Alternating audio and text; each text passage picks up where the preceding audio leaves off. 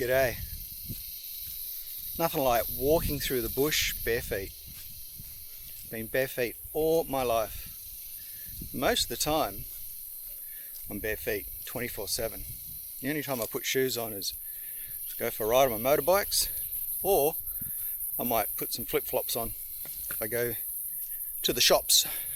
But generally bare feet all my life. And I'm into my 5th decade. Anyhow, I'm not here to talk about my feet. I'm here to take you for a walk through the bush and talk about this crazy little camera that DJI have made, this Action 4. Just want to say, well done DJI. Now, I've had lots of GoPros. I had the GoPro 2, I believe. And I had the 3, and then the 4, and then the 5, and then I think I had a 7 and a 9. And all of them had problems. They're either locked up, they fogged up in the housing, or they just overheated, the later models. So I refused to buy another GoPro. Now there's lots of GoPro reviews out there, all done by these enthusiastic, overly enthusiastic YouTubers who have of course been given a GoPro to review. So they want to be positive. So they never talk about all the negative things. So I did not want to buy another GoPro. So I waited and waited, and DJI brought out the 3, Action 3, and I didn't want that. And then they brought this 4 out. And that got me interested. So I grabbed one. They're not cheap. So far, the camera has been amazing. It doesn't lock up, it doesn't fog up in the underwater housing, and every time I turn it on, there's never a glitch. It just works. About the only bad thing about it was I had to download their bloat software and put it on my Android phone to register the camera. Why do we got to register cameras? Anyhow, I did that. And I've been using it now for quite a while, and getting myself known around the settings and editing it. And I now mainly use it in D-Log-M, I believe. And then they've even got a little LUT, and I downloaded their LUT, and that converts the D-Log flat image into a standard image, and then you can add some saturation and whatnot to it. It works pretty good. So here I am now, I'm using it, and I'm in 4K 25p because I'm in Australia, and I use 25 or 50 because the electricity is 50 cycles a second. And if you have it on 60 frames or 30 frames, when you film and there's lights, you'll get flickering. So in Australia it's 25 or 50 or 100. So I'm in 4K 25p, I'm in that flat image, D-Log-M, and I've got the stabilization on, and I'm on horizontal stable. So that means as I'm walking like this, talking to you, by the way, I'm just using the normal mic with a wind noise turned on, but as I walk and talk to you, I get this beautiful image, and I can see myself on this little screen here. And in fact, even if I move the camera, which I am now, I'm rotating it left and right about 20, 30 degrees, maybe even 40 degrees. You can go up to 45 degrees. As I'm rocking it, the image is still center. In fact, if you put it in 1080 mode, you can do a complete circle with the camera and the image will stay locked. So amazing. And when I have it on the motorbike, I put it on super wide, and that gives me a nice shot as I ride on the bike. One thing that I've always had trouble with these little action cameras is sound. When you're out on the boat and you have wind noise, it's just drives you crazy, because if you haven't got good audio, you can't use that video footage. So you try and fix it up in post, and you can record. Oh, the screen just went off. You can record to an external device, or you can buy attachments for the GoPro, which I refuse to buy to try and get a microphone in. But I was always frustrated with that. However, DJI have just released a Mic 2, and that will Bluetooth to this tiny little camera. So when I finally get one, I will do another walk through the bush here, maybe on a windy day, and I'll have the little microphone, Bluetooth microphone attached to me. I believe it's Bluetooth. I don't think it's Wi-Fi. Oh, it could be Wi-Fi. Yeah, it might be Wi-Fi. And I'll put a little dead cat on it, because it comes with a dead cat. And finally, I should be able to get good audio as, oh, that was a spider web, as I walk or shoot in windy conditions, especially on the boat. So that's going to be a game changer. The fact that I'll just be able to put that little microphone anywhere and just get good audio. So as I continue walking through the scrub here, you'll see that the clouds are coming over, and sometimes it's sunny, sometimes it's cloudy. I've got the shutter on auto, and the white balance is on 5,500K. I just shoot everything on 5,500K, even if I'm under the water. Maybe at night I might crank it down some, but you always lock the exposure, because you don't want the exposure changing in your shot all the time, because it's really hard to color correct on the video editor later on. So I've got that locked off. I've got the sharpness and noise reduction on -1. What else have I got? I've got it, the auto exposure to -1. So you'll probably see my face might be a little bit dark, but in Australia it's mainly sunny all the time, or in Queensland it is. So it's very easy to blow the clouds out. So once you blow the whites out, you can never bring them back. However, you can always punch it up to bring the darknesses up. So I've got it on -1 EV, shutters on auto, no filter, don't want to mess around with filters. What else? It's on horizon steady, 4K 25p. Sometimes I'll shoot on 50p. That allows me to do a 50% slow-mo in a 25p timeline. However, it uses a lot more data. And, oh, can you hear that? Lawnmower.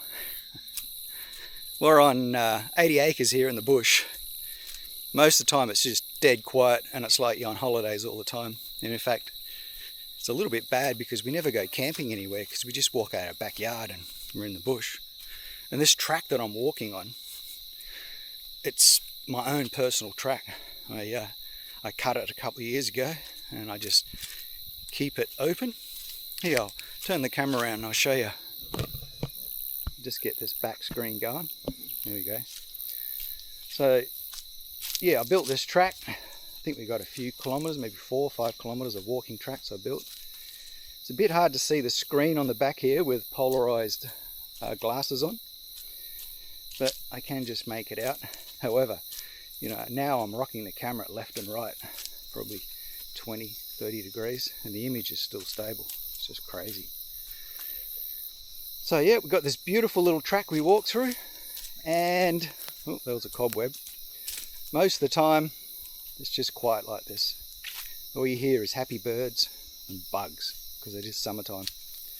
I'll just spin the camera around again, and I'll just turn this front screen on. Come on, can't even see it. Oh, there it is. Oops, come on. Right, it's back on me now. So it's got 2 screens. So you can either have the front one on or the back one on. What was I saying? Yeah, this beautiful walking track, living in the bush, just amazing. I don't think I'd be able to ever live in society, not society, but suburbia again. Once you got acreages, that's it. Going back to the camera, DJI have done an amazing job. I think that once this Mic 2 comes out and everyone gets that, it's just going to be a game changer. And you know, how much better are these cameras going to get? It's just crazy. I mean, I used to, in the early 2000s, I spent $6,000 on a Sony FX1 HDV video camera. That was a tape, we put tapes in it. And then I spent $10,000 on an underwater housing. So this would have been probably about 2005, 2000, and I think that's when the HDV cameras came out. I spent 10,000 Australian on a housing, and then I spent, I don't know how much on underwater video lights. And I've still got that footage. It only used to shoot 1400p. Didn't even do HD, didn't even do 1920 by 1080, did 1400. And I shoot that at 50 interlace. This little camera, when I took it out the other day under the water, I put it in a housing, white balance at 5,500, because same thing, you don't want the white balance changing when you're under the water. And then once I got it home, it looked pretty dull and the visibility was pretty bad.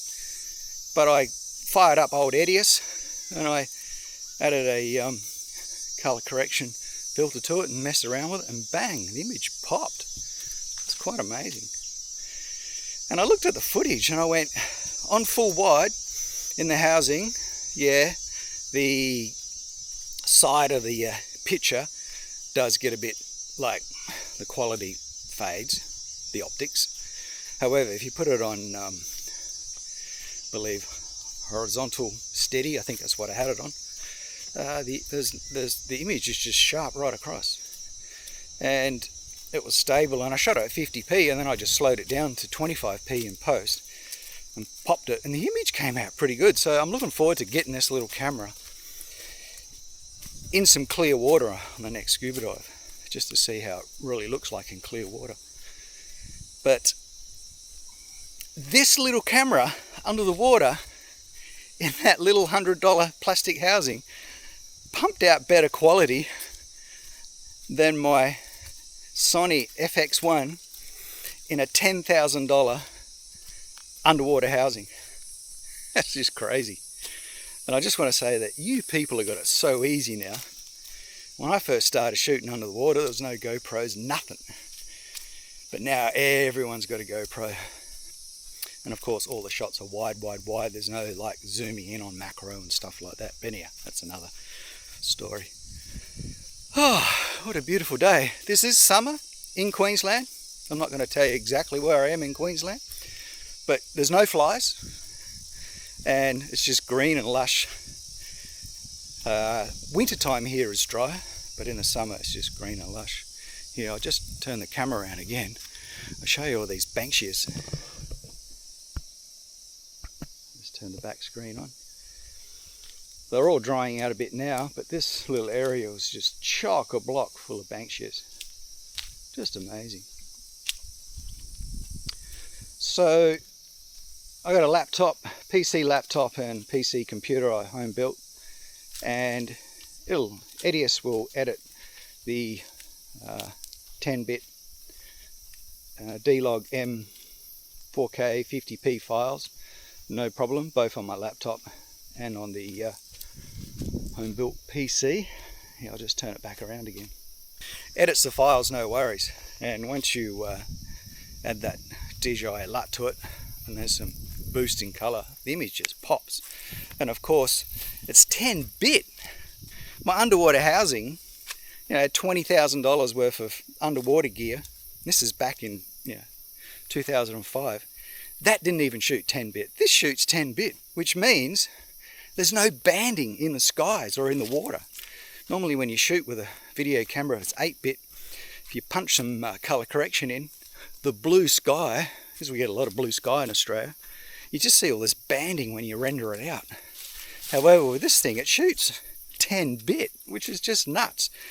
So that means when I render out the file, I actually upload to YouTube a H.265 file 10-bit, and I render out a H.265 file 10-bit and add Edius there and straight to YouTube. And you know, YouTube stuffs it up a bit, but it comes out pretty good. So yeah, this little camera, if you want to, I'm not going to like review it, go through all the settings and whatnot, because there's so many videos out there, but I just thought I'd take you for a little walk through my backyard and just show you how well this little camera works. You know, it's a pretty hot day, hasn't overheated, nothing. Yeah, I can see my face there. My glasses is a bit dark in the screen. However, because it's a D-Log, I should be able to punch that once I get it into the computer. What else I can talk about this little camera? I've only got one battery. Hasn't been an issue yet. It charges pretty quick, and I might buy a little battery chargey pack later on. But I initially just wanted to buy this little camera just to see how it went, and I'm very, very happy with it. And the lens, I mean, if I scratch the lens, I can just unscrew it and put a new one on. How easy is that? What else can I tell you? Yeah, so I'm going to buy one of those wireless mic 2s, so I get good audio, Wi-Fi or Bluetooth, however it talks to the camera. And then in the housing, it works pretty good, the underwater housing. I might buy some little video lights, and I might put the underwater housing on a tray with some video lights just to keep it steady. But do I need to go and spend $20,000 on an underwater video system? Nah, because I'm only doing it for fun nowadays. I'm not doing it for a professional use or to sell the footage, just doing it for fun. Yeah, so I'll get some new batteries. I'll make some more videos with it on my motorbike. And will I buy another one? I might. But I'm pretty happy with this little camera. I don't know how long I've been talking for. Just one cut. If this was a GoPro, it would have overheated by now for sure. Will the screens crack? Probably. It's Gorilla Glass. But I build and fly FPV quadcopters. I've smashed a couple of GoPros on those little things. But I might put this on and go for a fly, but I'll just keep flying with my little GoPro, because I crash those things all the time, because you're flying like an idiot, doing tricks and loops and whatnot, whereas you crash a GoPro that you've had for a few years, it doesn't hurt. Whereas this thing, what's this thing, 500-600 Australian? They probably knock these out in China for probably $50 each. But it's tech, you're buying it. DJI, keep it up. I still got the old Phantom 1. I can't believe how far you've come in the world, just amazing. Making people register online, that really annoys me, but it's just something you got to do. And then once you do it, uninstall the app and get it off your phone, because I have no intentions whatsoever to try and edit video on a phone.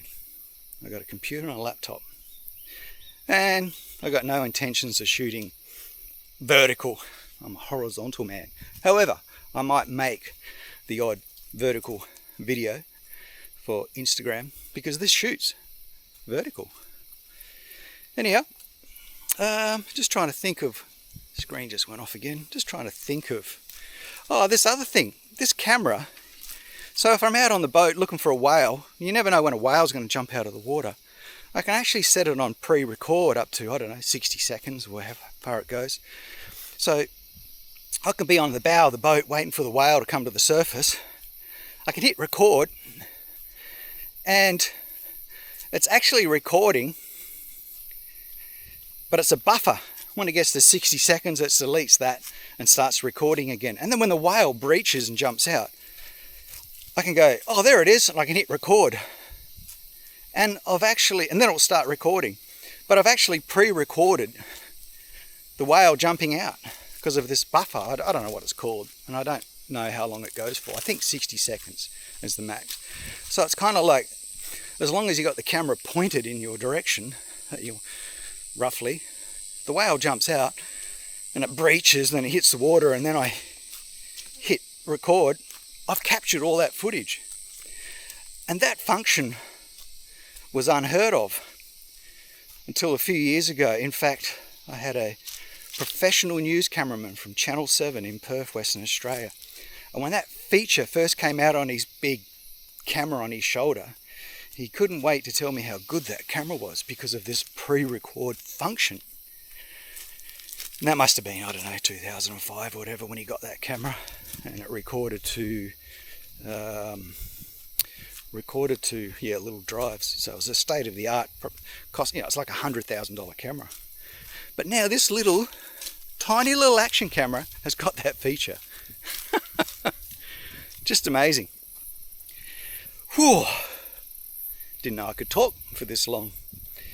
Anyhow, I just thought I'd make this little video and take you for a walk through the bush.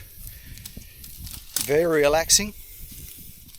Walking through the bush. It's even better when it's raining, because when it rains in Queensland in the summertime, you don't get cold. Anyhow, I'll just turn the camera around, give you a bit more of a walk, and say, see ya.